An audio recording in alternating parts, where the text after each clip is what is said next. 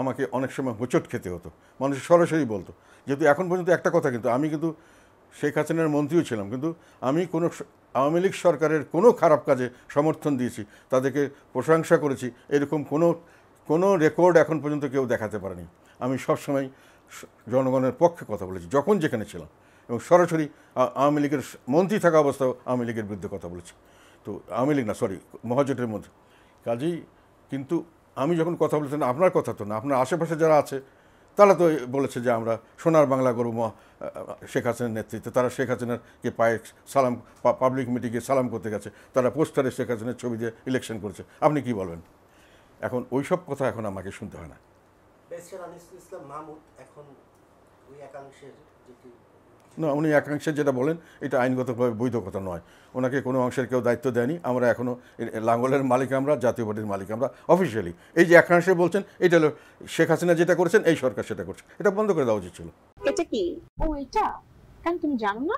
Electra দিচ্ছে exchange offer.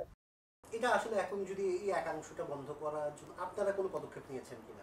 আমরা election কমিশনকে আমাদের সমস্ত যেটা নথিপত্র যা আছে, যেটা লিগ্যালিটি, সেটা তাদেরকে জানিয়েছে, এবং তারা দেখেছেন। Election commissioner, chief election commissioner, তার সেক্রেটারি, তাদের যারা লিগ্যাল, সবাইকে দেওয়া হয়েছে, এবং সবাই দেখেছেন।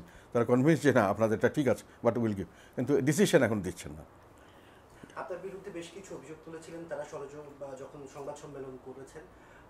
নির্বাচনের যে নমিনেশনের টাকার ফর্মের বিক্রির টাকা থেকে শুরু করে একনায়কতন্ত্র, 20-1 ক এটিকে ব্যবহার করে যখন তখন চেয়ারম্যান হিসেবে নিজের সুবিধা নিয়েছেন, এই বিষয়ে আপনি কি বলবেন? এগুলো সম্পূর্ণ মিথ্যা কথা। এগুলো ডকুমেন্টস, এগুলো নমিনেশন বিক্রি করার টাকা আমার কাছে আসে না। এটা নমিনেশন বিক্রি করার পরে একটা আমাদের কোষাধ্যক্ষ আছে, ক্যাশিয়ার আছে, তাদের কাছে টাকা যায়। এটা সাধারণত এগুলো সাধারণত সেক্রেটারি জেনারেল ডিল করে, এবং সেগুলো ব্যাংকে জমা দেওয়া হয় যদি, এবং পরে অডিট করা হয়। অডিটেড অ্যাকাউন্টস ইয়েতে জমা দেওয়া হয় যে ইলেকশন কমিশনে। কাজেই কোনোখান থেকে যদি কমপ্লেইন আসে, তখন আমি এটা চেক করতে পারি। কোনো কমপ্লেইন আসেনি। তারা বলেছে টাকা রিসিভ করা হয়েছে, টাকা হিসাব ঠিক আছে, অডিটাররা এবং ইলেকশন কমিশন পেয়েছেন, ঠিক আছে, কোনোখানে কোনো অবজেকশন নেই। অবজেকশন আসলে আমি করার কথা না, তখন আমি দেখব কে করেছে। আমাকে এখানে দায়বদ্ধতার কিছু না, আমি কোনো টাকা হাতে দিয়ে নেই। টাকা তারা জমা দিয়েছেন, টাকাটা জমা হয়েছে ক্যাশিয়ারের কাছে, ক্যাশিয়ার জমা দিয়েছেন ব্যাংকে।